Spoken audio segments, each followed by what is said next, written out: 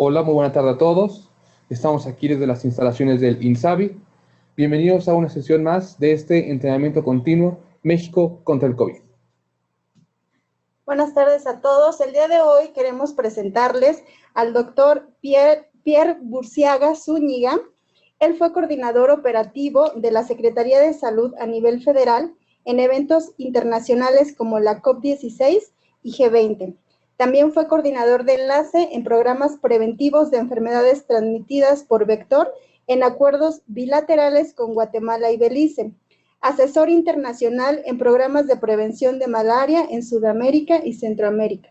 Supervisor nacional de la Secretaría de Salud en atención a brotes epidémicos y desastres naturales. También es profesor de posgrados en salud pública de la Universidad Contemporánea de las Américas.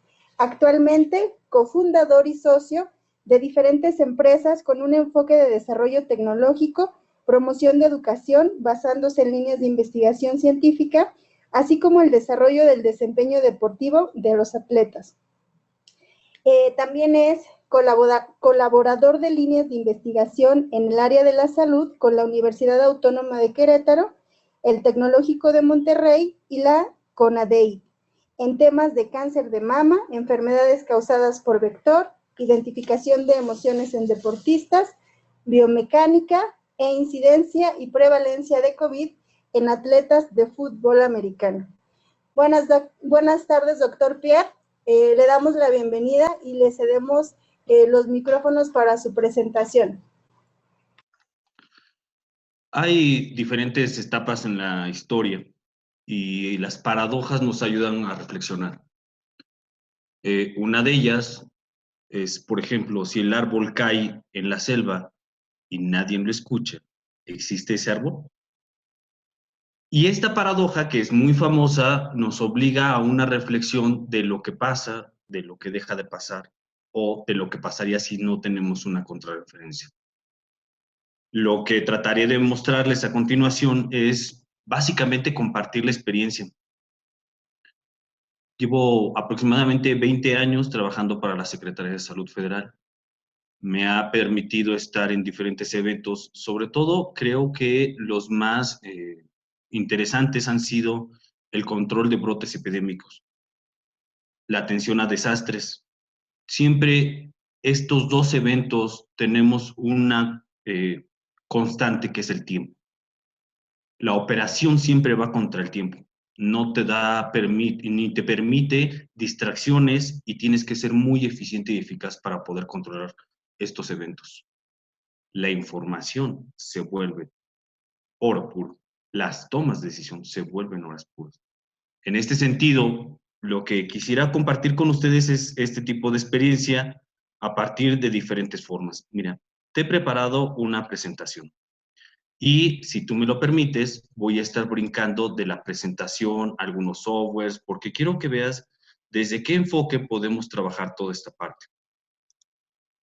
La gestión de información científica en la toma de decisiones me parece que es algo que no hemos contemplado, que no hemos visualizado. Regularmente, cuando estamos en la operación, nos vamos basándonos en lo que está escrito y en lo que se decide. Pero te voy a contar una cosa. Realmente, la mayor cantidad de veces que yo llegaba a algún estado a apoyarlo, siempre había una repetición en este refrán o en este comentario. Pierre, es que tú no sabes cómo es la gente aquí.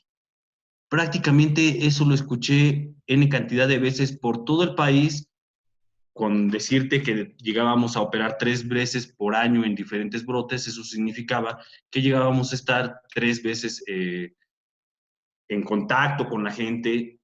Quiero comentarles que algunas veces el programa de vectores ha tenido que apoyarse de otros programas para poder tener vehículos o para poder tener personal, dependiendo de las características de cada entidad federativa. Lo interesante de todo ello es que tenemos muchas actividades dentro del programa de vectores en atención a desastres y que tienen que ser tomas de decisiones sumamente importantes y muy eficientes. Bien, mira, yo quería comenzar con esta paradoja.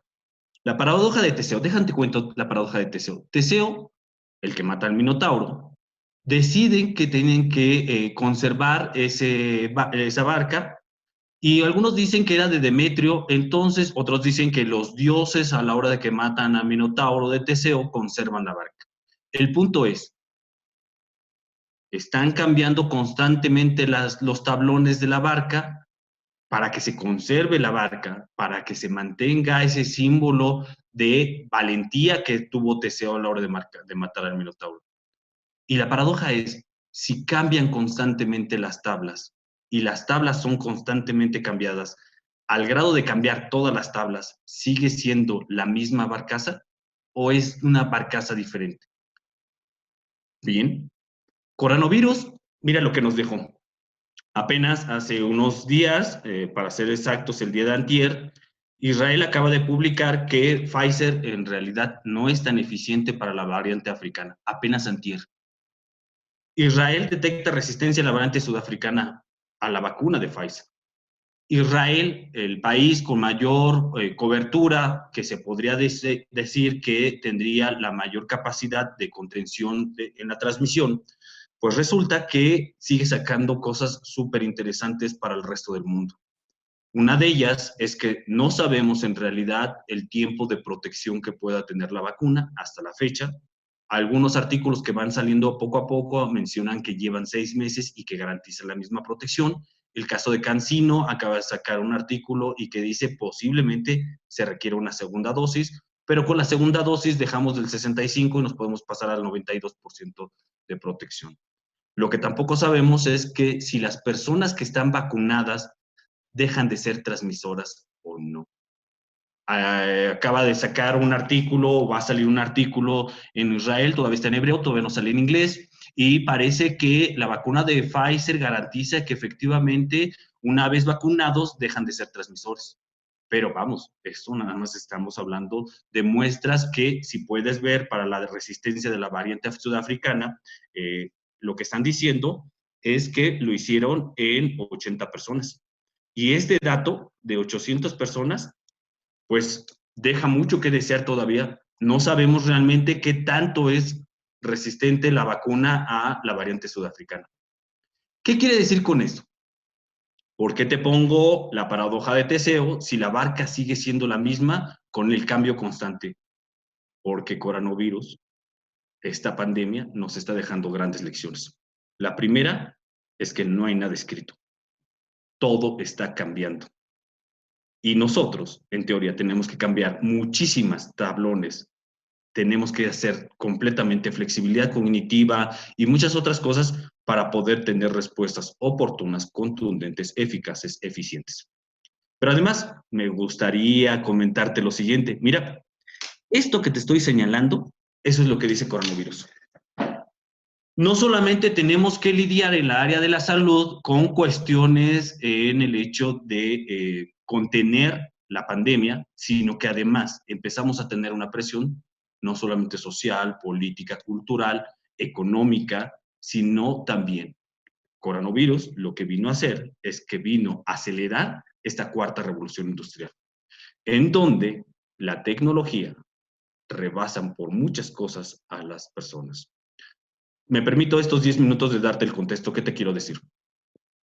En el 2013, un autor, Schopenhauer, termina diciendo, Oppenheimer, termina diciendo que, bueno, entrevista a N cantidad de personas que quieren impulsar la revolución industrial, esta cuestión de la robotización, de los robots y la tecnología en los procesos productivos, y muchos de ellos terminan diciendo, sí, va a ser un gran alivio para la humanidad, porque van a hacer ciertas cosas y a nosotros nos van a dejar de distraernos en esas cosas para enfocarnos en otras tantas. 2013. 2019 saca otro libro y las personas que hablaban en ese 2013 a favor de lo que pasaba con la tecnología, hoy muchos ya terminan diciendo, bueno, tal vez no sea tan interesante, tal vez no sea tan benéfico si no nos preparamos, porque lo que va a terminar pasando es que va a poder haber cambios sumamente importantes y no sabemos dónde vaya a quedar los procesos productivos en donde se alimentaban muchas personas. Así es que Tenemos un escenario complicado, un escenario muy difícil y sobre todo para el área de la salud. Te pongo en contexto, lo que dicen ellos es que muchas disciplinas, los abogados, esta cuestión de la forma en cómo se atienden, la visión de prescribir, ya no va a ser tan necesaria el proceso humano para poder generar un medicamento o para generar unos procesos de salud de atención. Ya no requiere tantos humanas para poderlo realizar. Y eso se vuelve interesante y eso se vuelve, pues, para una parte reflexiva, porque la forma como lo conocemos, quizá, y solo quizá, ya no vuelva a ser igual. Bueno, el tema, lo que yo quiero compartir para reflexionar es cómo se toman las decisiones. Esto es un proceso histórico. COVID, sus grandes lesiones, la receta no está escrita y lo que quiero compartir contigo son 3 escenarios a partir de un portafolio de evidencias académicas, que sería, por un lado, cómo es tener una estratificación de riesgo, un análisis de calidad y una propuesta de mejora. Me gusta mucho trabajar con las y los estudiantes en los posgrados en este tipo de propuestas. Me parece que, y lo comentaré más adelante, las formas de construir el conocimiento tienen que ser completamente diferentes. Al final, en esta parte, me gustaría compartir contigo el estado de saber para la obtención de productos o servicios. ¿Esto qué quiere decir? Algunos dicen que el día de hoy lo que se requiere ya no es la acumulación de conocimiento, sino más bien la habilidad para transformar ese conocimiento en producto y servicio. Lo que yo te quiero compartir en un storytelling es un proceso fenomenológico entre los datos versus la información. Y te compartiría mi proceso de avance sobre esta situación. Y al final, quisiera terminar de algo que algún autor dice del aprendizaje individual al aprendizaje organizacional. Sin más, me gustaría empezar a comentarte. Mira, esto es lo que pasa con la cuestión de la administración.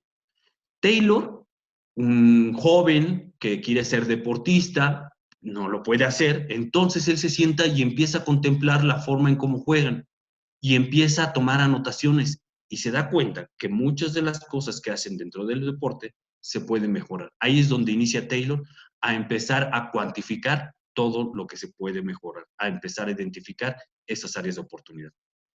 Ya para finales del siglo XIX, mira lo que termina pasando. Empieza a generarse esta administración primitiva, empírica, pero con algunos procesos ya establecidos. Pero lo que te quiero llevar y que quiero que fijes tu atención es en lo siguiente. ¿Cuál es la funcionalidad en esta metodología administrativa? Es que las personas se ven como una línea de producción.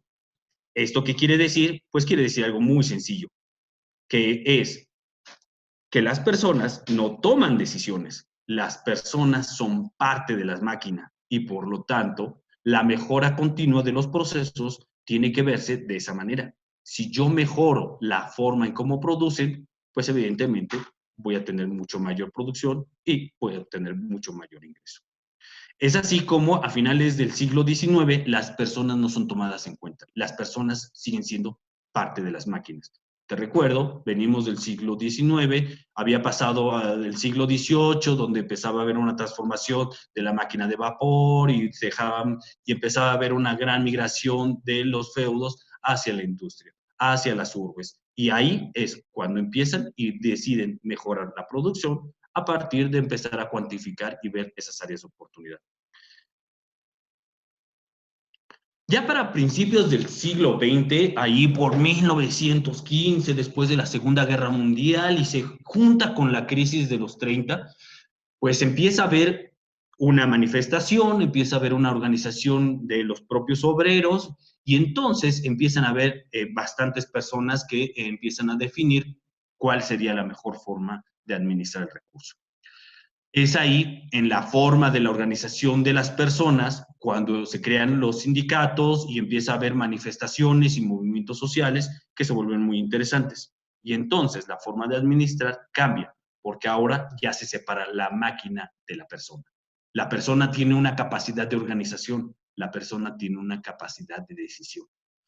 Weber, me parece que este sociólogo pone y planta varios presupuestos en el sentido que termina diciendo, bueno, lo que creamos es que hay organizaciones y estas organizaciones tienen liderazgos. Y él trabaja mucho sobre las organizaciones y los liderazgos. Él termina diciendo básicamente 3 tipos de liderazgo: el racional, el tradicional, el carismático. Cada uno de ellos tiene un propio fin y tiene una legitimidad sustentada, bla, bla, bla. No me voy a detener mucho en eso. Lo que sí quiero, y me parece que es sumamente interesante, es esta situación.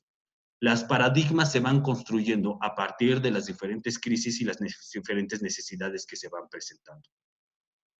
Bien, se va creando esa autoridad y entonces esa autoridad va a permear el resto de las décadas. Por eso te lo vuelvo a poner, porque al final en Latinoamérica pasa algo muy interesante, que es la parte del compadrazgo, por muchos estudios que se han realizado, de cómo se van construyendo las organizaciones, cómo se van construyendo los liderazgos y cómo se van tomando las decisiones.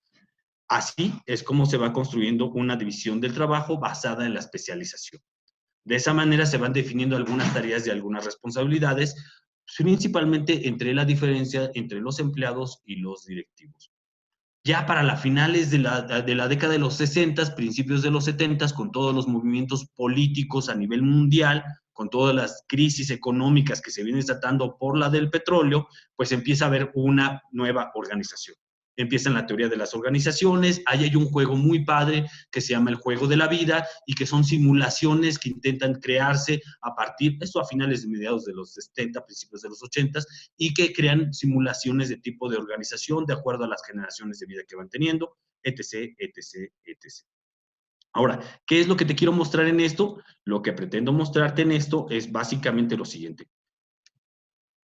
Para la década de los 70, el tipo de liderazgo va cambiando y entonces ahora ya se empieza a ver un equilibrio, empieza a ver un orden con una visión positivista, una organización vertical. Si bien es cierto que las personas se pueden organizar, ahora ya puede tomar mayor decisiones basados en una planeación estratégica. Y por ahí aparecen diferentes cambios de modelos de producción como el toyotismo, que ya no queda como yo la persona que me encargo de apretar las tuercas, ahora ya puedo apretar tuercas y hacer otras cosas. Y entonces empieza a ver la multivalencia y etc., etc., la flexibilidad del trabajo, muchas otras cosas. Lo que te quiero llevar aquí es que se empieza ya a hablar de una planificación estratégica. Esta planificación estratégica está basada en la maximización de los recursos a partir de algunas muy pequeñas tomas de decisión de las personas.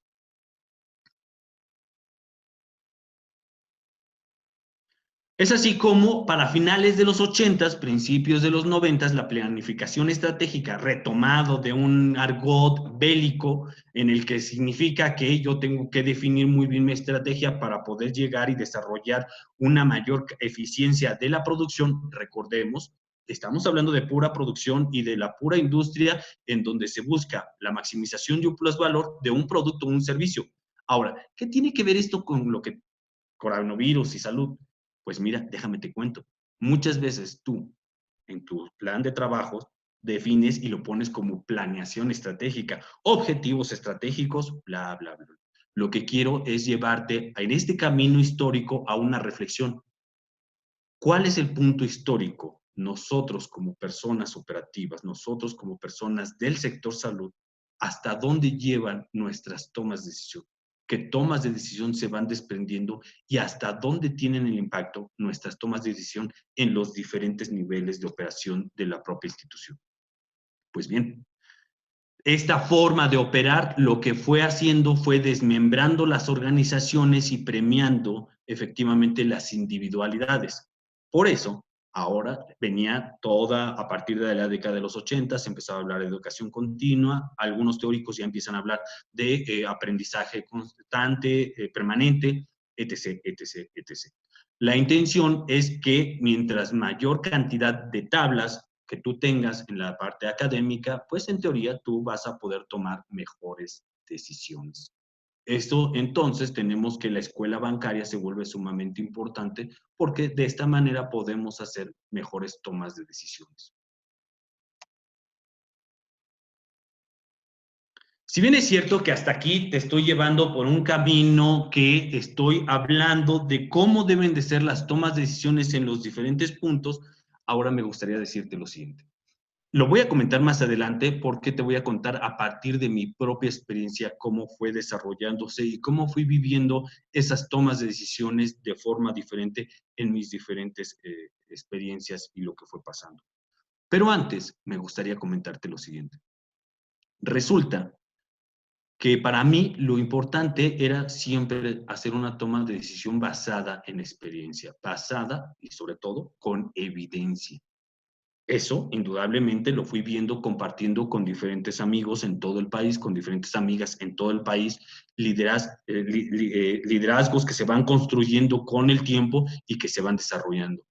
Pero la sensación que me quedó es que siempre y regularmente lo hacemos más con la experiencia que con la evidencia.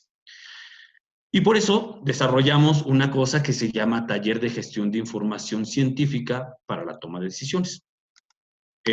Lo que voy a estar pasando va a ser de la presentación a una serie de softwares como a manera de ejercicio y poderte llevar por unos caminos sumamente interesantes para que tomes algunas reflexiones y algunas tomas de decisión que quiero compartir contigo.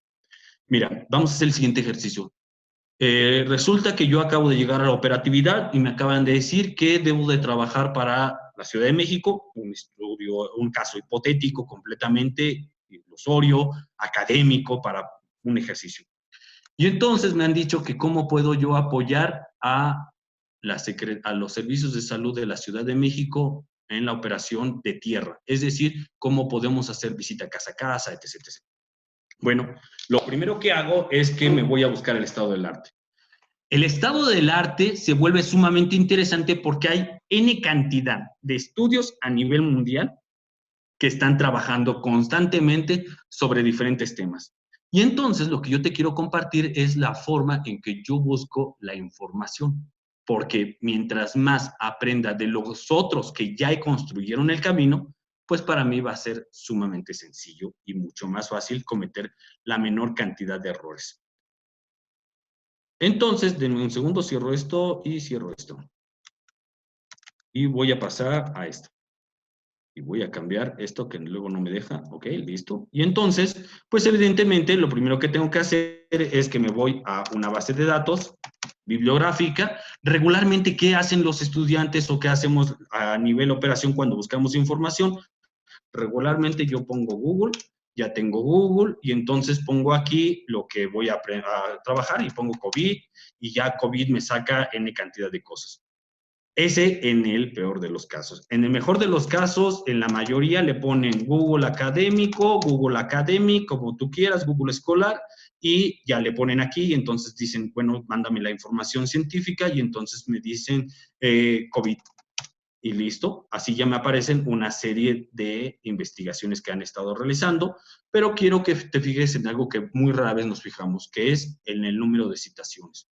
Esto es sumamente importante porque a medida que más citaciones tengamos, pues se vuelve más interesante el artículo, es decir, datos bibliométricos. Bueno, pues ni siquiera Google Académico, ni siquiera Google sería la mejor forma de poder investigar temas de salud.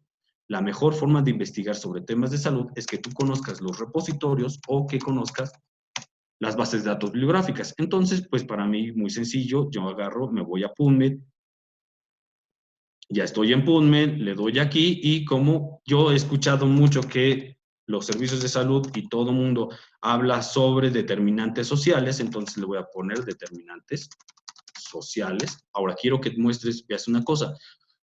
Y entonces ya tengo COVID de determinantes sociales y le doy buscar, pero lo que va a pasar por ser una base de datos que es de Estados Unidos, me va a decir, no, Pierre, yo no te entiendo y la base de datos es muy pequeña. Entonces, pues bueno, muy sencillo, me voy rápidamente a el traductor y entonces ya le pongo determinantes sociales. Ya me lo va a aparecer porque le voy a decir que me la traduzca en inglés. Lo encuentro y ahora, pues muy sencillo. Fíjate, me salieron 7 resultados. Quiero que veas, nada más 7 resultados. Eso no me sirve. Pero si yo agarro y cambio y le pongo COVID y luego le pongo determinantes sociales, ya en inglés, ve lo que pasa. Y entonces ya me aparecen 5,144 resultados. Ahora, tú como estás en salud sabes perfectamente que las formas de investigar son totalmente diferentes a cualquier disciplina, porque requerimos efectivamente tomar decisiones diferentes. Y entonces tenemos aquí los pesos de las propias disciplinas. Metaanálisis, como tú sabes perfectamente, esto es lo que más peso en la evidencia tiene, ensayos controlados, revisión sistemática, etc. No me voy a tener eso. 5,144. Bueno, yo quiero investigar qué es lo que pasa con esos 5,144. No me voy a detener. Y aquí, mira, fíjate qué cosa más maravillosa. Como yo estoy apenas investigando y me estoy adentrando en el mundo, pues no tengo... Ahora, aquí está PubMed y acá está Scopus. Entonces, pues como yo en este momento no tengo PubMed, bueno, no tengo Scopus, entonces ya bajé una base de datos hace rato y ya la tengo. Ve cuánto tengo. Puedo sacar quiénes son los coautores por organización, países, las ocurrencias, las citaciones por organización, la compilación de datos bibliográficos, la cocitación, etc., etc.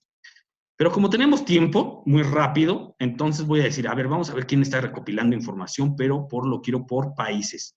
A ver qué están describiendo y además quiero que sean nada más de 3 relaciones, lo vamos a dejar en 3, para que no se haga muy grande, porque luego se hace muy grande. Y quiero que veas. Y entonces con esto ya me empiezo a meter quiénes son los países, porque evidentemente se supone que determinantes sociales es, wow, así, lo in de lo in, y mira nada más. Esto es lo que se está trabajando. Estados Unidos encabeza la mayor cantidad de investigación bibliográfica que hay, científica, con evidencia, y así está en el resto de los países. Cada uno de esos enlaces significa que tienen una relación, que se han estado escribiendo, que están haciendo trabajos conjuntos o sencillamente que se están citando en algunas investigaciones. Y cuando me pongo a investigar en México, digo, bueno, pues creo que le quedamos a deber. Lo interesante, Brasil con determinantes y toda la escuela, por ahí interesante, y acá está México, mira. Bueno, pero como tenemos tiempo muy rápido, vamos a hacer otra cosa. Ahora lo que vamos a ver es quiénes son las escuelas con las que han estado trabajando esta situación. Entonces nos vamos a ver qué instituciones están trabajando, vamos a sacarlo a 3 igual, porque luego se vuelve muy, muy grande y pues evidentemente no. Y wow, mira lo que viene saliendo. Y entonces, ¿qué crees? Que yo ya sé qué revista me puedo ir para poderla buscar.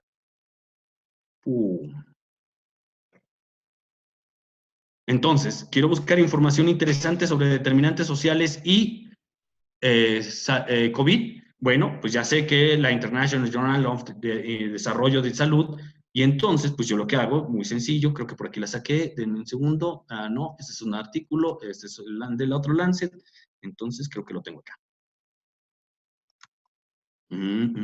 Es que abrí varias porque tengo que trabajar en varias plataformas para otros proyectos. Pero bueno, lo que voy encontrándome es que ya me voy directamente con esta institución y empiezo yo a buscar cosas que se vuelvan interesantes. Déjenme bajarlo a 4, lo vamos a bajar. Y me quedo con esto. Entonces selecciono. Un segundo. Selecciono y entonces me voy a ir para acá, lo voy a abrir aquí. No lo jaló. Era instituto, bueno, no me voy a tener mucho en eso, evidentemente es mucho más rápido cuando lo seleccionas, lo pasas, lo voy a pasar a Excel muy rápido para que lo podamos jalar, a ver si lo jala así y lo puedo jalar. Ay, no. Sí, tengo que hacer un procedimiento y me va a llevar mucho más tiempo. Lo que quería compartir con ustedes es, con esto yo ya puedo identificar qué institución está trabajando más sobre el tema y evidentemente irme con el autor y sus documentos. Ahorita te voy a mostrar otra cosa interesante. Como te darás cuenta, cada una de esas instituciones tienen diferentes formas de trabajo. Ahora bien, lo que yo quiero es, no tengo tanto tiempo, en realidad ahorita decía, bueno, tengo 2 horas para la presentación, pero como andaba aquí intentando tener un voyerismo académico, entonces ahora sí me voy a ir sobre los documentos. Y con los documentos lo voy a querer a 2, sí, a 3, está bien. Y ahora sí quiero que me mande la información que requiero para poder saber qué es lo que voy a trabajar. ¡Voilá! Mira nada más, estos son los autores y qué fecha han estado escribiendo. Acuérdate que estamos en el tema, ¿cuáles son las palabras clave? COVID y determinantes sociales. y que le quiero mostrar algo. Quiero que fijes, por favor, tu atención en lo siguiente. Mira, acá abajo está un recuadro. En este recuadro que te estoy dibujando van a aparecer varias cosas que tienes que fijar tu atención porque ahí te van a aparecer los títulos, los autores, las palabras clave y que se vuelve sumamente interesante. Mira, déjame, te muestro. Ya, listo.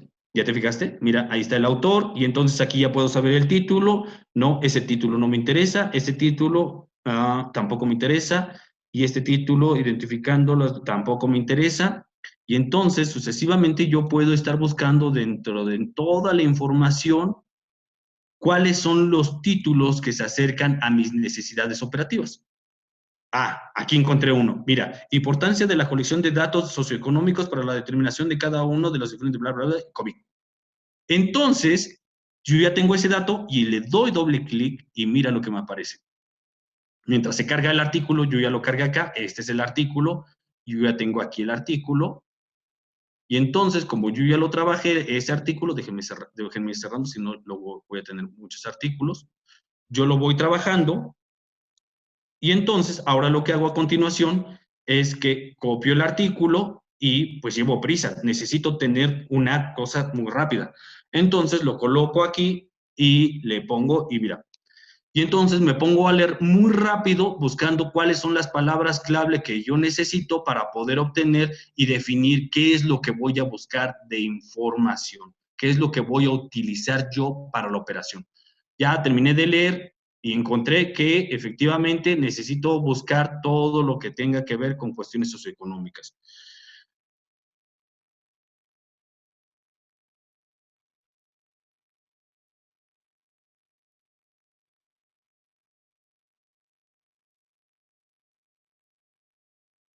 Entonces, una vez que yo ya realicé eso, pues ahora yo me voy y yo ya con ese dato lo que puedo terminar haciendo es decir, bueno, si yo tengo esos datos, ahora puedo buscar lo siguiente. Mira, esto, las personas que son de esta entidad federativa ya saben qué entidad federativa es.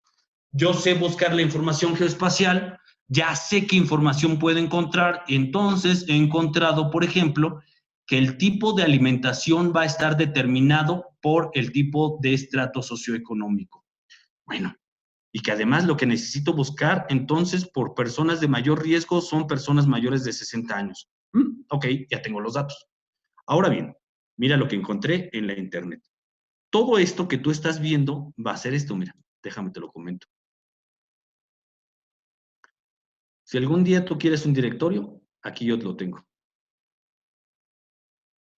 Dame un segundo, déjalo bajo aquí porque se abrió este otro archivo. Son de las vialidades, no nos interesan las vialidades, lo que nos interesan son estas unidades socioeconómicas de consumo. Como yo trabajé con la literatura de Blanco y Oli López, que es la actual secretaria de Salud, y ellas hablan sobre unidades socioeconómicas de consumo y que esas determinan una cantidad de símbolos y bla, bla, bla, bla, pues entonces yo me voy y empiezo a buscar antojitos mexicanos, porque yo sabré que dependiendo, bueno, ya las cantidades, antojitos y bla, bla, bla, va a estar definido, pues, algunas condiciones socioeconómicas que me parecen interesantes. En realidad, yo podría haber aventado otra información a esta base de datos, pero me pareció sumamente interesante que tuvieras la cantidad de puestos en antojitos y comida rápida que existen. Y entonces, por ejemplo, podemos encontrar Don Taco, Don Chefis, y podemos definir el número de personas que trabajan en la calle, en la avenida, bla, bla, bla, bla. Si los encontramos dentro del parque, dentro del mercado, todo lo que tú quieras de información viene aquí. Y en algunos casos podemos encontrar hasta correos electrónicos y teléfonos. De ese grado es la base de datos que lo puedes encontrar sin ningún problema, claro, si sabes buscar. Entonces, nos metemos y mira, así está, por todas las calles georreferenciadas en donde están esos comedores. Bueno, pero además lo que quiero correlacionarlo es con las manzanas que tenemos con mayores de 60 años. Y así es como están distribuidas en el 2010 y después podemos hacer ahí una ponderación, una estimación de cómo están las manzanas del 2010 al 2020 de acuerdo al tamaño de población que va creciendo. y se vuelve sumamente interesante. Porque ahora yo ya sé, y acá tienes los datos, que cómo y cuándo, en dónde puede empezar, en dónde debo de empezar a trabajar, porque aquí, mira, ya tengo el número de personas de adultas mayores por manzana. Interesante. Ok, bueno, pero ¿eso qué me dice? ¿Cómo le hago? Entonces, lo que viene a continuación es, si ya tengo las unidades socioeconómicas, a partir que yo tome como muestra muy rápida y muy sencilla, aquí podemos cargar N cantidad de variables, las que se puedan imaginar ustedes. Podemos poner hasta las tiendas para poder medir el consumo de carbohidratos, etc, etc, etc. Bueno, aquí yo ya lo tengo. Entonces, ahora voy a hacer un mapa de calor. Así es como se concentran la venta de comida, antojitos, tacos, etc, etc, etc, en esta entidad federativa. Cuando yo la tiré, evidentemente el ejercicio lo hice muy rápido, me sorprendió ver, yo asumía que iba a estar más cargado en otros lados, pero resulta que la colonia centro es la que está más cargada. Y después dije, ah, claro, por obvias razones. Y entonces quise cotejar con mi experiencia, con mi vida cotidiana, si esta información que estoy tirando aquí es veredicta, es cierta o no es cierta. Y entonces corro y le convoco la colonia y en teoría todo esto debe de ser una zona con bastante dinero y acá debe ser una zona con más dinero y por lo tanto no vamos a encontrar absolutamente nada. Efectivamente, cuando encuentro yo esos datos, efectivamente estas son zonas con mucho dinero en donde no vas a encontrar ese tipo de puestos y así sucesivamente. Entonces, ¿qué te quiero mostrar? Que con este tipo de análisis sacado de un estado del arte, sacado de información bibliográfica, es decir, basado en evidencia científica, tú puedes hacer de manera muy rápida esto, y con eso tú puedes terminar o puedes hacer tomas de decisión en decir, si aquí yo no tengo el punto y no tengo ninguna manzana, bueno, entonces me voy donde haya una coyuntura entre manzanas y los puntos rojos y ahí podría empezar a trabajar. Porque yo sé que los consumos en carbohidratos y bla, bla, bla, bla, entonces tienen bla, bla, bla, por lo tanto el impacto, ta, ta, ta. Y eso se vuelve sumamente interesante. De esta manera, lo que yo trato de mostrarte es, aproximadamente me llevó bajar la información y todo eso algunos 45 minutos, más lo de Scopus 15 minutos, más el análisis muy rápido, me llevé aproximadamente 1 hora y cuarto. Yo con esto corto, copio, pego, hago presentación y con eso ya me presento como propuesta de mejora en un análisis estratificado de riesgo basándonos en determinantes sociales. Ojo, no son riesgos, no son factores de riesgo, son determinantes sociales. Sin ningún problema lo podemos aclarar. ¿Qué pasa? Que las tomas de decisión siempre son en cuestiones de contingencia y atención a brotes inmediatas. Entonces, tienes que tener la habilidad, pero sobre todo la destreza en hacer tomas de decisiones muy, muy importantes. Y aquí tú te puedes ir así, al centro, para poder terminar diciendo de tal calle a tal calle es donde vamos a iniciar y bla, bla, bla, bla. Evidentemente, ahora sí, yo le daría toda la razón a mis compañeros cuando me decían todas las ciudades son diferentes. Sí, en cierta parte, pero cuando tú tienes la información y sabes dónde buscarla y sabes cómo tasajearla y tú sabes cómo presentarla, pues entonces te vas dando cuenta que hay simetrías y hay estructuras y hay similitudes, etc., etc., etc.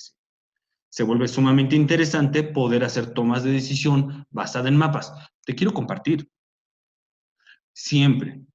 Yo esto no lo digo, esto se viene sacando desde vectores cuando inició con la CENEP. Lo más importante son los mapas. Tus tomas de decisión son con mapas. Cuando nosotros llegamos a la atención al desastre, lo que más trabajamos y en lo que más nos llevamos tiempo es en poder diseñar mapas para que las tomas de decisión del personal operativo sean lo más eficientes y eficaces. Y después nos vamos a campo, aprendemos, vemos si atinamos o no, regresamos y volvemos a buscar información y volvemos a tirar información y volvemos a buscar análisis para poder ser eficientes. Es una ida y una vuelta, es decir, de la teoría a la práctica.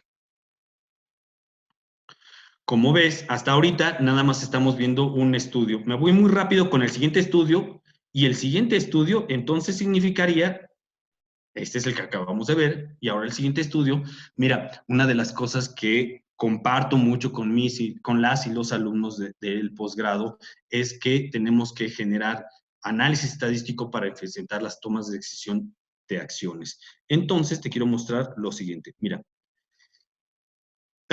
voy a hacerlo. Esto es otro ejercicio completamente ilusorio, hipotético, porque lo que tratamos de hacer constantemente es poner a las y los estudiantes en tomas de decisiones operativas. Mira, este es un ejercicio. La mejora de calidad de atención del usuario en una unidad médica de la jurisdicción sanitaria X, ya le quité el nombre, del 2021. Y entonces, el ejercicio trataba de lo siguiente. En realidad, este tipo de ejercicios los hago regularmente con la mayoría de los grupos de posgrado, y este grupo me encantó, además de que es un grupo reducido, el intercambio de ideas se vuelve bien interesante. Quise hacer el ejercicio con ellos. Entonces, el ejercicio fue, ellos hicieron su ejercicio por su lado y yo hice mi ejercicio por el mío. La construcción de la base de datos fue sumamente rápida, es decir, 10, 15 minutos antes de que tuviéramos la clase. Mira, este es el ejercicio que te comentaba de la jurisdicción sanitaria en tal. Entonces, te comentaba, resulta que con ellos hicieron su ejercicio, yo hice mi ejercicio, los dos teníamos una hora, el equipo de 4 personas, teníamos una hora para poder hacer una presentación. Evidentemente, pues yo ya sabía el camino, me fui rápidamente a buscar el estado del arte de qué pasa con las consultas a nivel mundial. Resulta que el mapa de ciencia de calidad, pacientes y cuidado, es decir, en inglés, en la base de datos de PubMed, encontré 172.986 resultados. ¿Sabes lo investigado que está el tema? ¡Wow! Yo me quedé. Pero además en los metaanálisis 3.415, en realidad es un tema sumamente buscado, trabajado, con demasiada evidencia científica. Lo interesante es qué es lo que tenemos que buscar. Si ya hay mucha gente en el mundo que ha investigado esto, yo no tendría que investigar nada más. Pero yo lo que les hice, les compartí esta base de datos. Y esta base de datos, lo que tenemos aquí, pues tenemos consultorios del 1 al 8 y tenemos 30 días de observación, y estos son el número de consultas por consultorio. Completamente aleatorio, en realidad no me fijé cuánta gente, ya nada más le puse igual, de número aleatorio, del tal a tal, y listo, todo eso es de forma aleatoria. Pero además les dije que se había evaluado. Tenemos 94 encuestas por consultorio, tenemos 2 encuestas, siendo 1 la calificación más baja y siendo 5 la calificación más alta. Si te das cuenta, todo fue aleatorio entre 3 y 5 y así sucesivamente. Yo lo único que fue es que le puse los límites. Bueno, cuando yo encuentro esto en el estado del arte con estos mapas de ciencia, pues para mí fue muy rápido encontrar un artículo, y encontré el artículo. Un artículo que lo saca una revista de Chile y que encuentro pues cosas que se vuelven interesantes. Entonces, lo que yo encuentro en este estado del arte es que encuentro los artículos y digo, bueno, la estimación de consulta ambulatoria clínica médica, bla, bla, bla, bla, y aquí está, mira, qué belleza.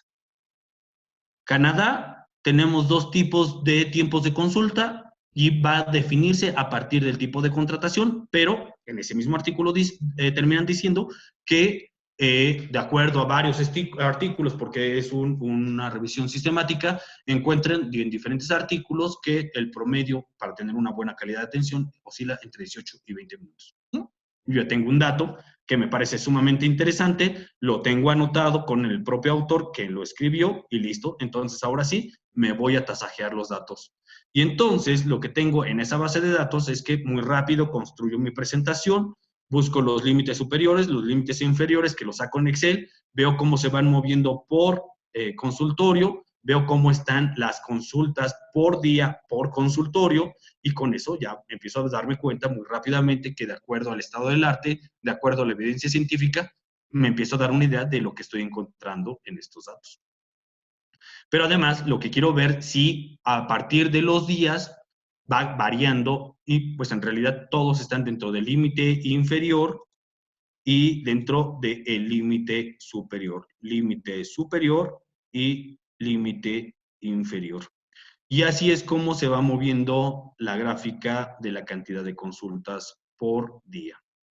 Ahora bien, teniendo esos datos, ya sabes un poco de bioestadística y entonces tú sabes interpretar ya algunas gráficas de caja en donde tenemos bigotes y tenemos una serie de cosas y con eso tú puedes, desde que la ves dices, qué interesante. Entonces no todo es igual, aunque lo pareciera. Mira, fíjate otra edición, mira.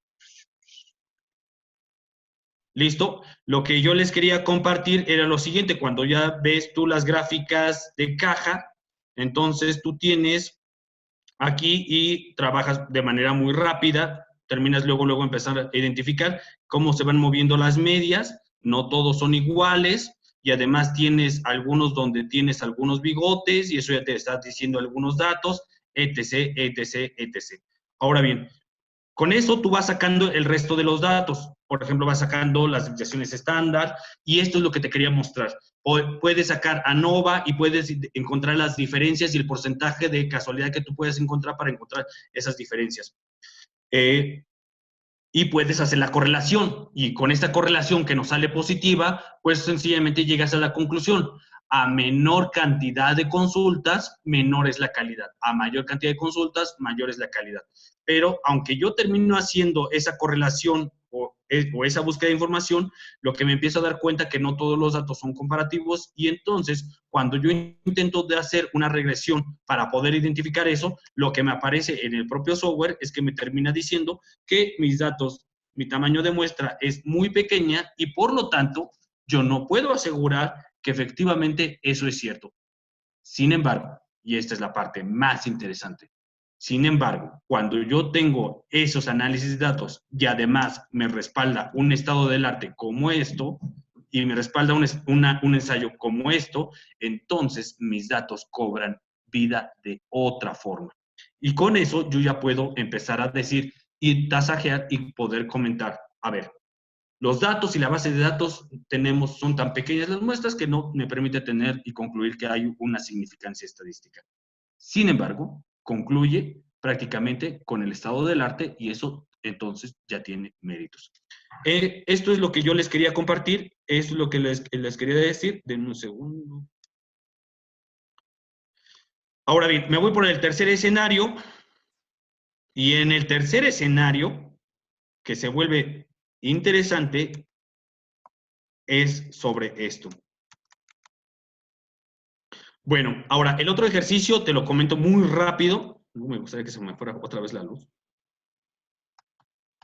Ese es otro ejercicio en el que nos dicen que hay que tomar decisiones. Y la toma de decisiones es para mantener la red en frío de acuerdo a lo que nos dice la norma. Yo les puse de la misma manera un ejercicio. Estos son las unidades de salud de ese estado. Se las mandé y se las puse en todas las unidades de salud que había en ese estado en el 2010 de acuerdo al INEGI. Y sacamos algunas muestras. Con eso, los alumnos lo que terminaron haciendo, dame un segundo. Los alumnos lo que terminaron haciendo es que se fueron con las medias y listo, terminaron diciendo, efectivamente no hay ningún problema porque está dentro de los parámetros, es decir, está dentro de los 5.4 grados centígrados, la norma nos pide de 2 a 8, y yo les decía, bueno, sí, cuando tú sacas un promedio muy general, pues puedes encontrar este dato. Lo importante es, podemos hacer algo diferente y entonces hacemos un proyecto de mejora. Ese es el estado. Y aquí encontramos, hay 999 unidades de salud en todo el estado, están distribuidas de esta manera, y podemos encontrar en dónde se concentran la mayor cantidad de unidades de salud en este estado, y podemos encontrar otra vez las diferencias de cómo se presentan los datos de acuerdo a los grados centígrados, y podemos encontrar los diferentes parámetros y el comportamiento, si son paramétricos o si no son paramétricos. Con eso podemos hacer cosas muy interesantes para poder identificar, y en esto que se vuelve sumamente interesante. Mira, tenemos cómo se agrupan los datos. ¿Se agrupan de la misma manera? No, no se agrupan de la misma manera. Hacemos un análisis de Turkey, con método de Turkey, y entonces identificamos que hay comportamientos similares. Sí, sí hay comportamientos similares, pero no entre todos. ¿Qué encontramos? Encontramos que en estas anotaciones, estos tres se comportan de la misma manera, estos se comportan de la misma manera, estos se comportan de la misma manera, y estos se comportan de la misma manera. Por lo tanto, si yo quiero monitorear cómo se están moviendo las temperaturas en estas unidades, no tengo que monitorear todas. puedo con ello identificar a quiénes debo de monitorear y sencillo, ya no me canso, ya no superviso todo, ya no reviso todo. Así es que en ese sentido, pues me voy y sigo haciendo mi análisis. Déjame borrar esto. Así es como están las temperaturas, pues, de acuerdo a los municipios y cómo se concentran. Y además aquí lo que te estoy mostrando es cómo están las escuelas. Y podemos nosotros hacer un match entre las escuelas y las unidades de salud que se vuelva sumamente interesante. Ahora bien, ¿cómo podemos hacer un estilo de mejora? Pues bueno, yo les decía, hay que armar un proyecto en el cual digamos que el límite inferior sea de 4 y el límite superior sea de 9. Y en ese sentido, lo que vamos a estar buscando es que nadie se salga de esto y garantizar que nunca vamos a tener pérdida de vacunas porque la red en frío no nos funcionó. Y empezamos a ver y empezamos a interpretar los resultados de esta manera para poder decidir qué tenemos. Podemos ver los límites y cómo se están comportando en las medias, en las desviaciones estándar y cómo se comportan en una curva paramétrica normal de probabilidad. Ahora bien, este dato se vuelve sumamente interesante, un dato que yo no recuerdo en toda mi experiencia que alguien lo haya manejado, el ppm, el pK, el pp. Cada uno de estos datos significa algo. Lo importante es que tenemos, de acuerdo a este ejercicio hipotético, 79.2% de mejora. Eso es muchísimo. Y es que está bien sencillo. Cuando ves estos datos, terminas diciendo, mira, ese es mi comportamiento de mi curva. Mi curva debería de ser, en teoría, para que estuviera muy bien, tendría que ser así. Y aquí sube la campana, y aquí baja, y aquí se vuelve a aplanar. Esa sería una curva sumamente interesante en donde podríamos estar garantizando que efectivamente todas las temperaturas tomadas, monitoreadas, estarían cayendo dentro de nuestro punto. Y no es cierto, mira cómo cayeron.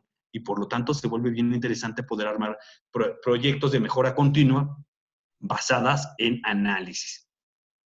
Pero además les di una base de datos en el que podíamos identificar si fue por problema de mantenimiento o de supervisión. Y entonces hacemos cosas bien interesantes. Mira, te quiero compartir. Una vez que tenemos los datos, podemos compartirlo y utilizar ciertos software y lo que nos aparece es que aquí está la media de la calificación que obtuvieron en el mantenimiento de los equipos y aquí está donde debería de estar, donde nosotros quisiéramos que estuviera apareciendo, en este 9.3, porque las calificaciones fueron de 8 a 10.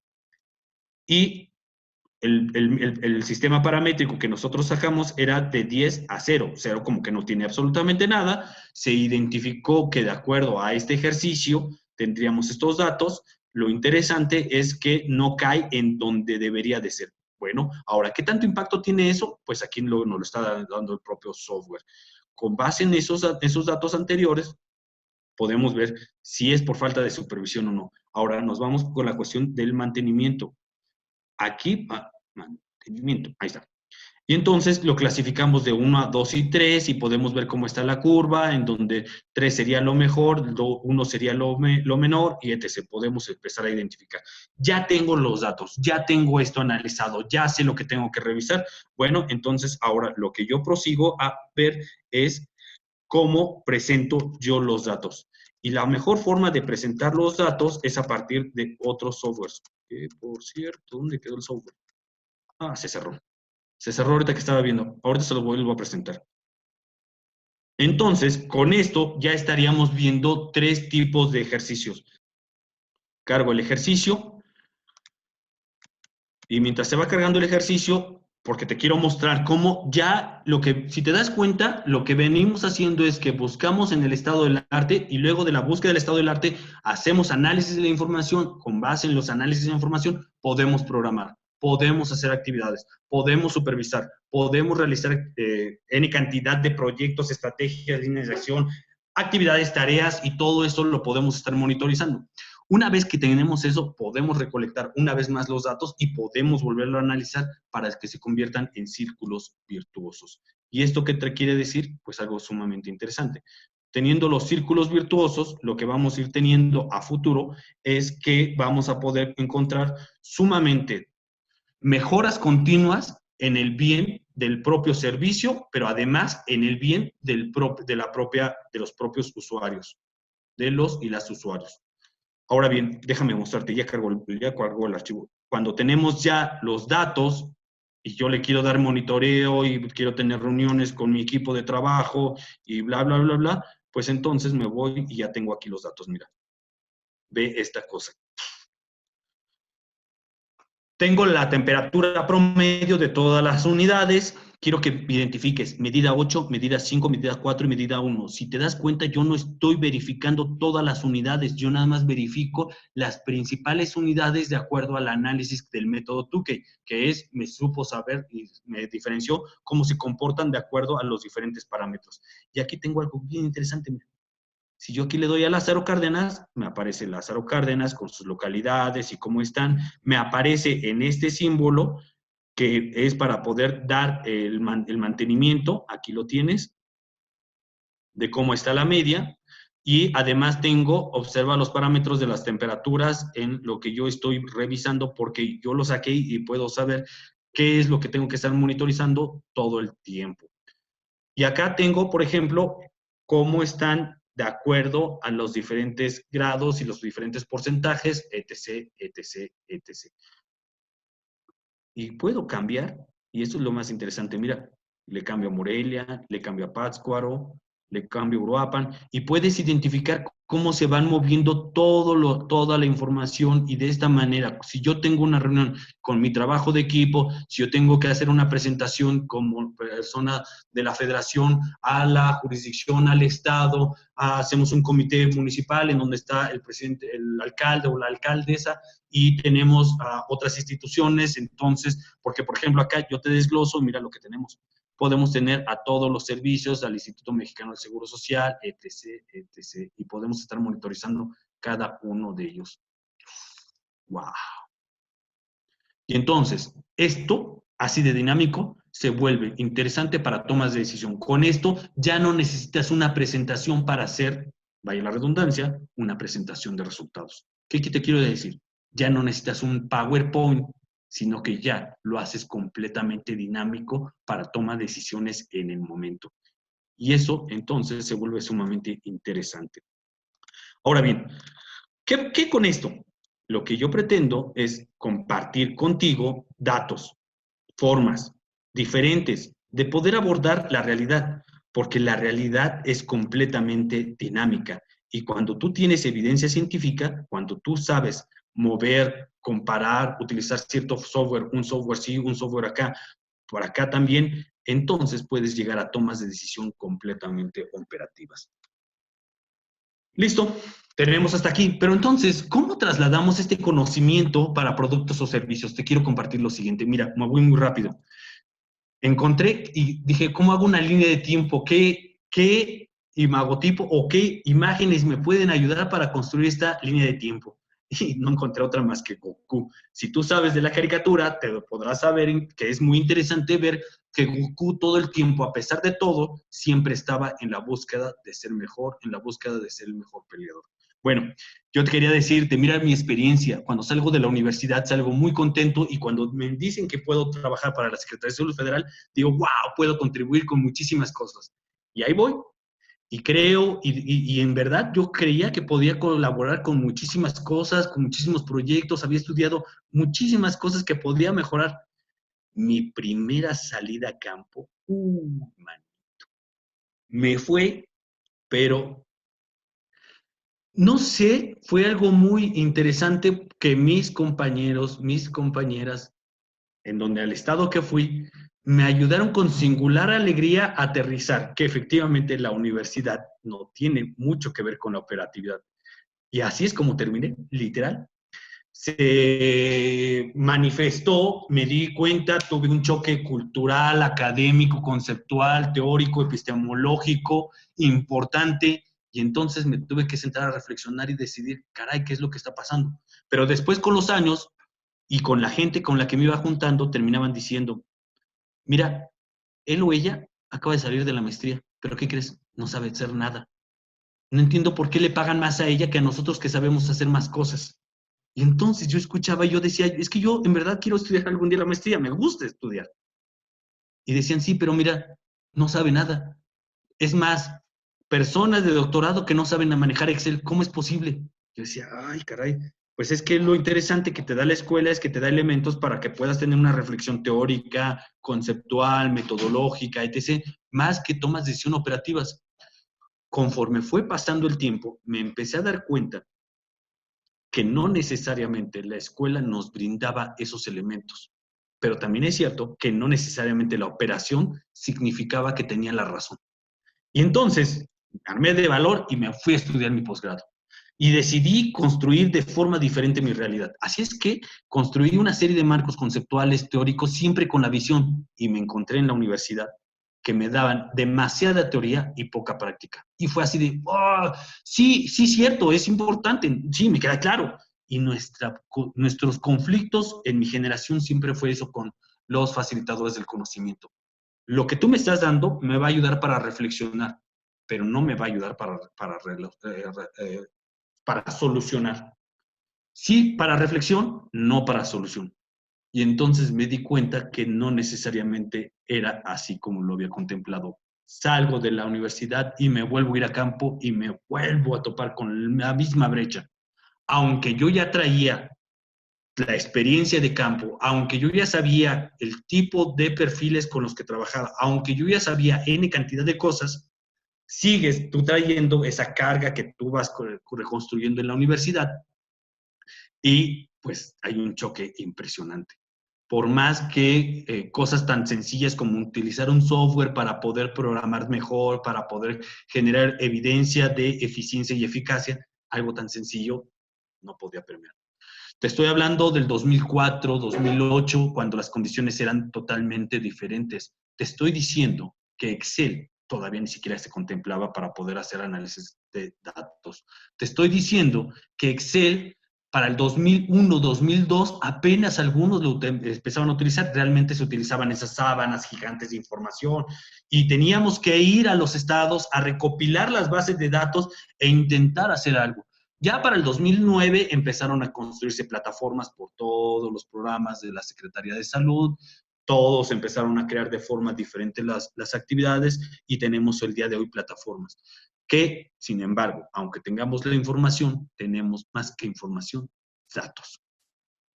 Porque los datos, si no los analizamos con su respectiva perspectiva, pues no vamos a poder avanzar.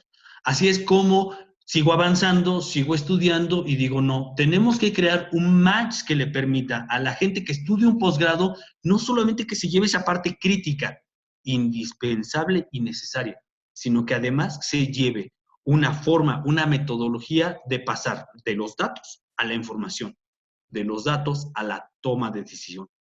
Y es ahí donde estamos en la búsqueda, ya estamos construyendo una certificación para el taller de gestión de información científica para la toma de decisión.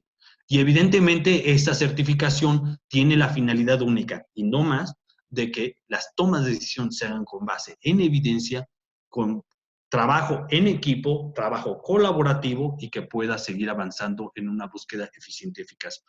En muchas reuniones a nivel nacional e internacional, siempre he escuchado lo mismo.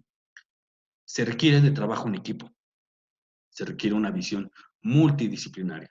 Hace 20 años. Luego pasó a una visión interdisciplinaria. Y ahora se dice de una visión transdisciplinaria. Yo sigo identificando que tenemos problemas en la gestión de información, que tenemos problemas en lo que la OPS le llama la gestión integrada. Cuando hablamos de un problema de dengue, tenemos que no solamente trabajar con el equipo de vectores, tenemos que trabajar con epidemiología, con promoción, atención médica, regulación sanitaria y todas las entidades que puedan coadyuvar para poder contener un brote, porque se nos saturan los hospitales. Están totalmente saturados y eso genera un verdadero caos, no solamente en el nivel del sistema de salud, sino a nivel cultural, político y etc. Por lo tanto, lo que necesitamos hacer es que esos trabajos en equipo se vuelvan una constante, porque solo así podemos seguir avanzando. Y es así como les quisiera dejar y compartir esto. Aunque me parece que los caminos suelen ser dolorosos, los caminos deberían de ser menos dolorosos.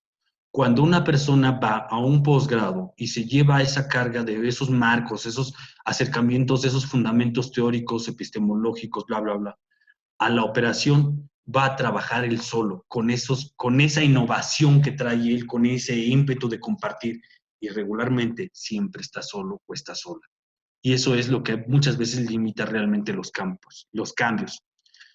¿Se puede hacer de forma diferente? Claro. Hoy día me parece que la cuarta revolución industrial, me parece que coronavirus nos viene a enseñar que tenemos que tener flexibilidad cognitiva, que tenemos que tener marcos de referencia completamente diferentes y que no se puede entender los cambios realmente si no los compartimos con los otros. De las cosas que me puede gustar en la universidad donde estoy trabajando es que se privilegia completamente el trabajo colaborativo. Nuestra directora académica siempre nos está diciendo, los rezagos en México en salud son muy grandes. Tenemos que luchar porque no exista un rezago académico para que la operación sirva realmente a la población. Y solamente creo que con base en la experiencia que tengo, solamente se logra si hay un equipo de trabajo. Los trabajos aislados, los trabajos individualizados no tienen el impacto esperado. Cuando tú logras trabajar esa parte, logras encontrar que necesitamos pasar de recurso humano, de fuerza de trabajo en salud a recurso humano, de recurso humano pasar a profesionales de la salud y después, en un cambio verdadero, de pasar de profesionales de la salud a agentes de cambio. Solamente los agentes de cambios empoderados, empoderadas, con conocimiento de causas, con discusiones en evidencia científica, con saber manejar los datos, con saber convertir la información para la toma de decisión, se puede generar un agente de cambio.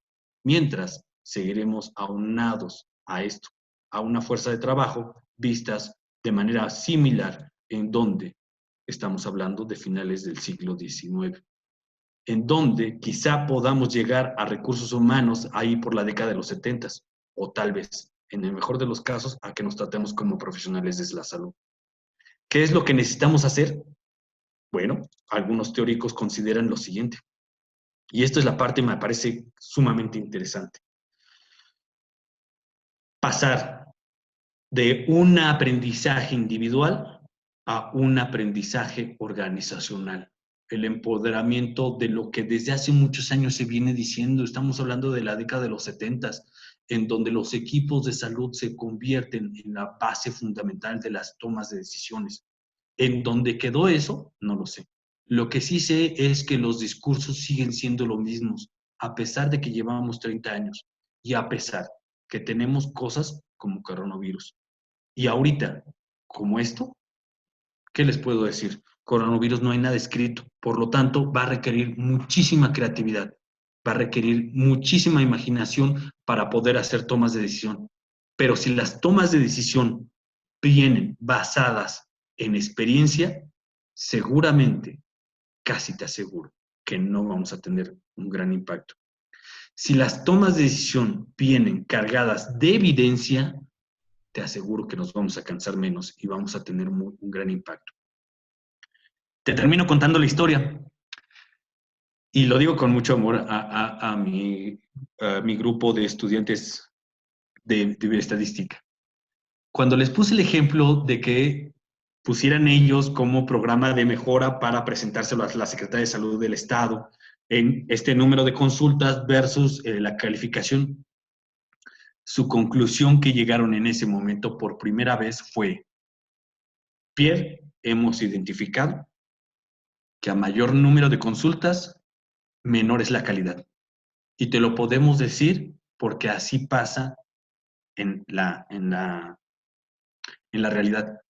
Y entonces yo les decía, eso es lo que tenemos que siempre poner en una tabla, y en esa tabla se llama duda. En realidad, ¿lo que sabemos es la realidad?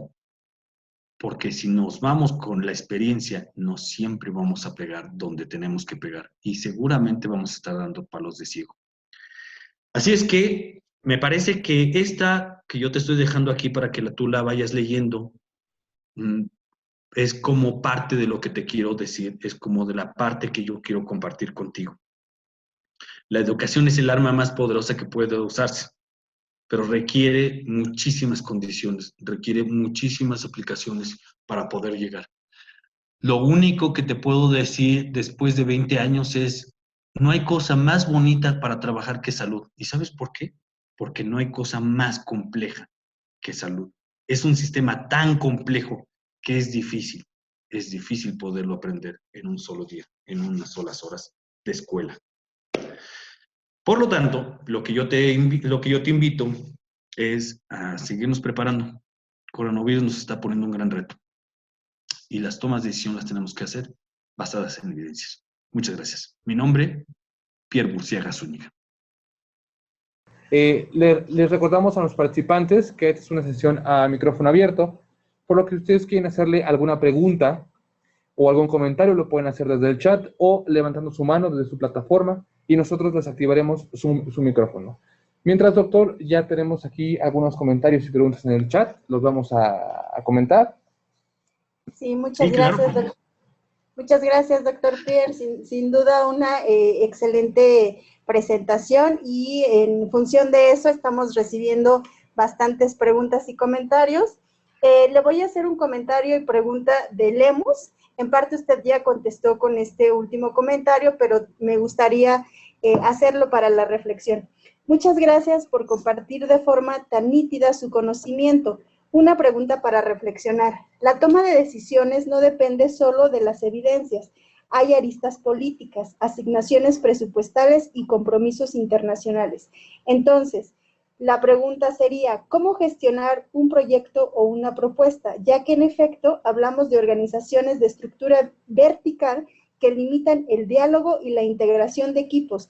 Es muy discutible porque hay líneas institucionales que se deben atender, pero no necesariamente corresponden a las necesidades concretas de la población. ¡Wow! ¡Qué pregunta! O sea, miren, hay un artículo que a mí me fascinó. Y ese artículo, este storytelling, esta historia que acabo de contar, cuando lo leí me ayudó a aterrizar muchísimo. Este artículo dice, a ver, seamos claros, una cosa es una institución y otra cosa es una organización.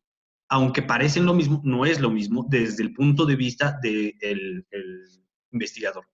Él decía, la institución tiene un status quo, tiene una estructura vertical, tiene una serie de símbolos, códigos que se deben de implementar. La organización se trata de personas que tratan de avanzar, que tratan de mejorar una continuidad. Y eso implica hacer rupturas de status quo. Y eso es sumamente complicado. Pero él termina diciendo, si nosotros queremos hacer cambios realmente interesantes, el aprendizaje individual no funciona. Se queda nada más frustrada la gente. Si queremos realmente hacer cambios, necesitamos hacer aprendizajes organizacionales. Y eso se vuelve sumamente interesante. Déjame decirte por qué.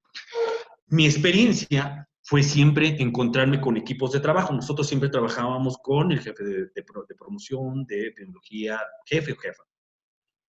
La jefa o jefa de jurisdicción. Y entonces, con el equipo de trabajo de la jurisdicción, siempre trabajamos en los operativos.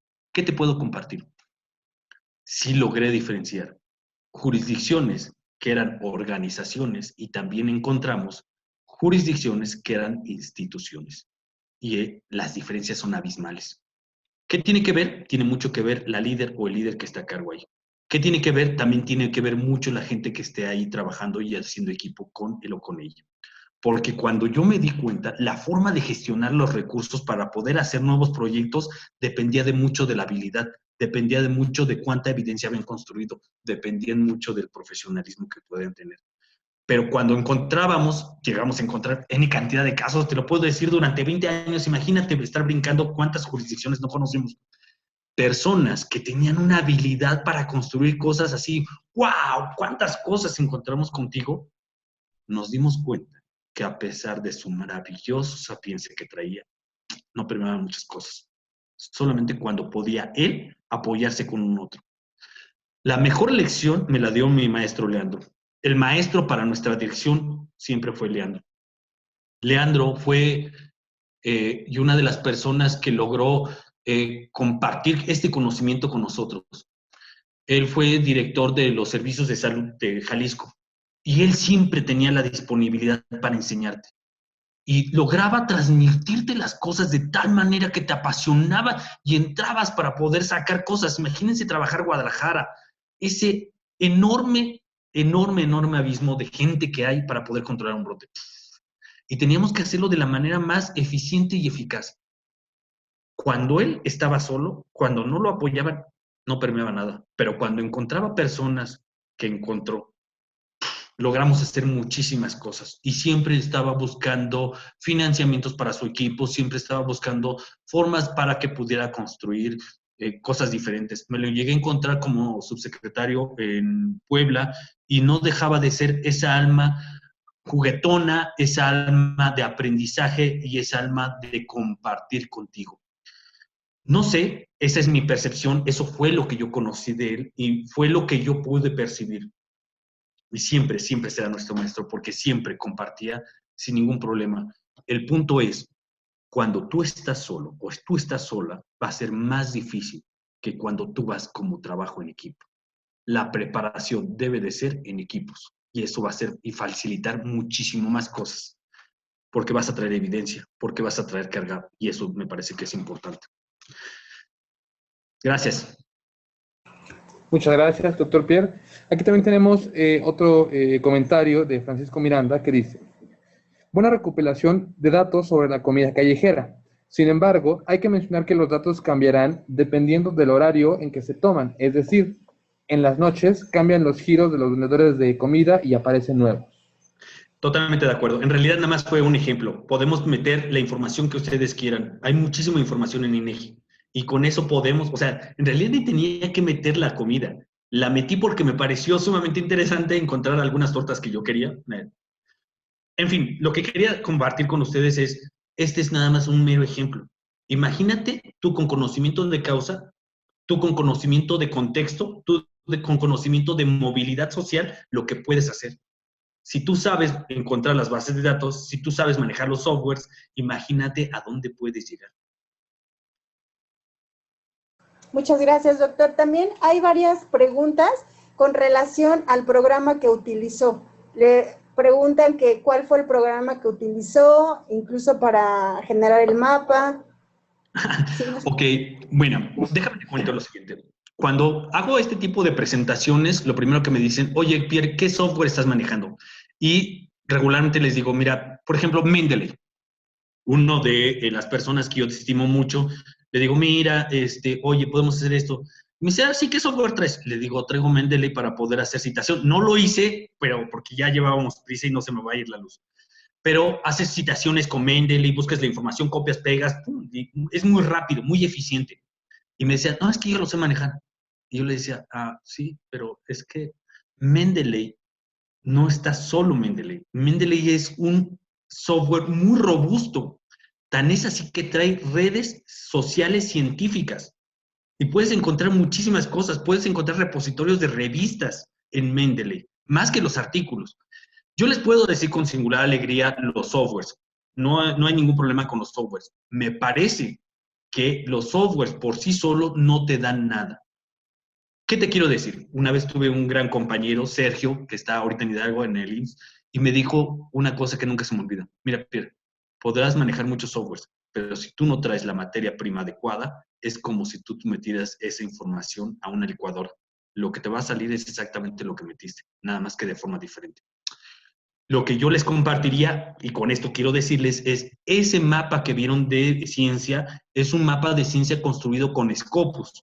Para que puedas tú acceder a Scopus, pues tienes que estar asociada en una institución académica, más o menos para que se den una idea. Hemos estado entablando información con el CEBIER, que es una de las principales editoriales de ciencia. Por 10,000 usuarios, Scopus está cobrando aproximadamente 3 millones de pesos. Entonces, es así la información científica, muy cara. La base de datos de PubMed las puedes bajar, pero no te entregan la misma información que Scopus. Y tú te quedas así de, ¡ay! Porque Scopus puedes hacer miles de cosas. Si encuentras tú qué escuelas están trabajando, te lo pongo de la siguiente manera.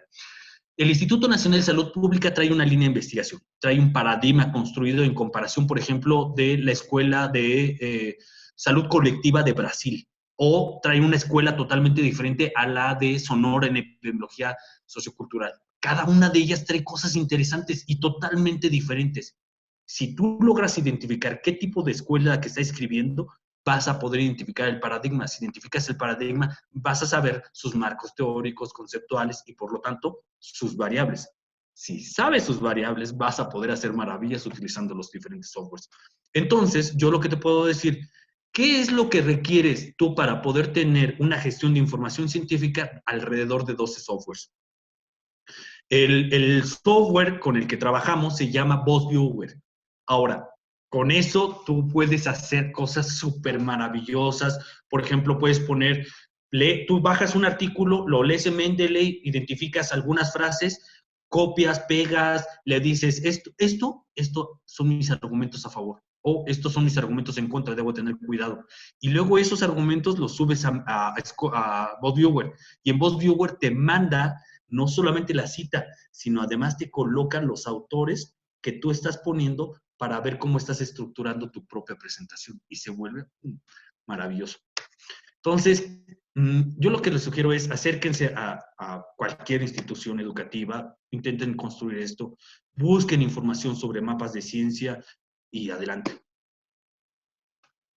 Muchas gracias, doctor. Aquí también tenemos un comentario de Carmen Jardón que dice: buenas tardes. ¿Usted me podría decir si hay organización con los elementos idóneos o solo son compadrazgos en muchas instituciones de salud? Entonces, ¿cómo podemos confirmar una organización de éxito? Creo que va a estar en una forma como yo, y esto se los comparto como de mi propia experiencia. ¿Sabes cómo identificaba muy rápido si yo llegaba a una organización, a una institución de compadrazgos o a una institución? Por el lenguaje. Identificas muy rápido la forma en cómo se elaboran y se construyen los discursos, a partir de que identificas si trae conceptos, si trae categorías, si trae marcos teóricos, marcos conceptuales, sus marcos epistemológicos. En ese momento, luego sabes con quién te estás acercando. Y más cuando te llegas y te sientas y empiezas a ver cómo interactúan. Sumamente interesante. Por más que yo llegaba a algunas jurisdicciones, a ver, vamos a trabajar en equipo. Hay que armar un programa, pero lo vamos a armar entre todos para que todos sepamos lo que vamos a trabajar. Transdisciplina, pues. Pues resulta que, no, está bien, nosotros lo armamos y mañana te lo presentamos. Cada quien se iba, cada quien lo trabajaba por su cuenta, se encargaba uno de copiar, pegar, y ese es el programa que entregaban. Evidentemente, pues luego te dabas cuenta por el tipo de redacción, te dabas cuenta porque traen diferentes indicadores. Mira, la OPS lleva intentando desde el 2008, si no mal recuerdo, cuando saca gestión integrada. Gestión integrada lo define desde un punto de vista administrativo y dice, cada programa de salud tiene su propio objetivo. Y como tienen su propio objetivo, tienen su propia parcela. Palabras más palabras. Tienen su propia parcela. Por lo tanto, únicamente va a velar por sus propios intereses. Una gestión integrada es que se den cuenta que las parcelas no están separadas, que los objetivos de esas parcelas son parte de un objetivo mucho más grande y que cuando logran sacar esos objetivos particulares a un objetivo general, todos trabajan en equipo. Eso es lo que siempre nos encontramos. Entonces, sí te puedo compartir, nos llegamos a topar con gente súper interesante, súper entregada, que conformaba organizaciones. No son casos aislados, son varios. Va a depender mucho de los estados, va a depender mucho qué tanto se preparan académicamente. Hay es un sistema complejo finalmente, ¿no? Muchas gracias, doctor. Aquí también tenemos dos comentarios. Uno de Margarita Canedo. Sin duda, una visión muy clara y objetiva de lo que debe ser el trabajo en equipo para generar el cambio. También Ana Silvia Calderón comenta, wow, genial, excelente, grandes desafíos que hay que superar para enfrentar futuras pandemias, con gran talento humano colaborativo en las organizaciones gubernamentales. Y bueno, doctor, también queremos mencionarle que en el chat hay bastantes comentarios felicitándolo, dándole las gracias y pues reconociendo la importancia de esta ponencia, tanto por el tema como por la forma en que abordó pues esta exposición. Entonces, doctor Pierre, pues nos gustaría pedirle un comentario final para cerrar esta sesión. Claro, mira, no sé, me parece que lo que estoy viendo rápido ahí en los comentarios, si tú me permitieras muy rápido presentar, si quieren más información sobre de cómo se construyen todo eso y armar, pues, se pueden hacer muchísimas cosas. Sería cuestión de que ustedes lo solicitaran. Miren, les dejo esta información. Este correo pueden ustedes solicitar información de cualquiera sobre dos cosas. La primera es sobre el taller de gestión de información científica y la segunda es sobre los posgrados. Me parece que, y por eso yo decía e insistía bastantes veces, manejar la gestión de información científica sin puntos de referencia me parece que queda holgado, no termina siendo potente esos cambios porque te quedas con una visión muy entrecortada de la propia realidad. Cuando conjugas eso se convierte en oro puro y puedes desarrollar muchísimas cosas. Entonces, si gustan, ahí pueden solicitar información. Creo que en medida que esto sea más general, podemos que no solamente sean organizaciones aisladas, sino que en realidad sea una organización como tal, como México. Quiero compartirles, y con esto yo iré cerrando. Hay veces que me llegaba a desesperar porque teníamos a hospitales saturados y era a veces bien complicado trabajar. Pero cuando llegué a ir por primera vez a Centroamérica, terminé dándome cuenta que en realidad no estábamos tan mal. Terminé valorando muchísimas cosas que tenemos y que son bien interesantes. ¿No somos país de primer mundo? Tal vez. Pero lo que sí te voy a decir es que somos latinos y como tal tenemos una forma de tener creatividad importante. Si logramos, y no lo digo yo, lo han dicho N cantidad de personas, si lográramos tener esa creatividad y conjuntarla con el análisis, con estas gestiones de información, te aseguro que andaríamos haciendo cosas maravillosas. No estamos tan mal en comparación de otros países, pero sí nos hace falta bastantes cosas para alcanzar otros. Mientras seguiremos dando la lucha en estas áreas de trabajo continuo, en esas áreas de educación permanente, este contacto con las personas y finalmente mi más sincero reconocimiento a todos y todas de todo lo que están haciendo en esta pandemia. Jamás nos imaginamos lo complicado que sería. Pero aquí estamos y lo único que sí sabemos es que no bajamos la guardia. Eso te lo puedo garantizar.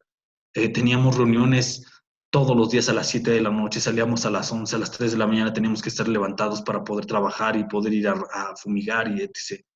Pero jamás yo me daba cuenta, jamás se rendían las personas. Y eso es lo más importante. Así es que, muchas gracias.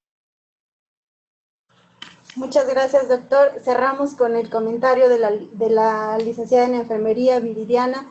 Muchas gracias por la información, doctor Pierre. Excelente forma de darnos la ponencia. Y pues coincidimos con los comentarios que hacen todos nuestros participantes del día de hoy. Le agradecemos muchísimo la atención de aceptar nuestra invitación y sin duda seguiremos colaborando con usted. Si usted también desea, pues aquí podemos invitarlo nuevamente a estas Será un verdadero sesiones. placer. Muchas gracias, doctor. Y pues también les damos las gracias a todas las personas que nos acompañaron el día de hoy.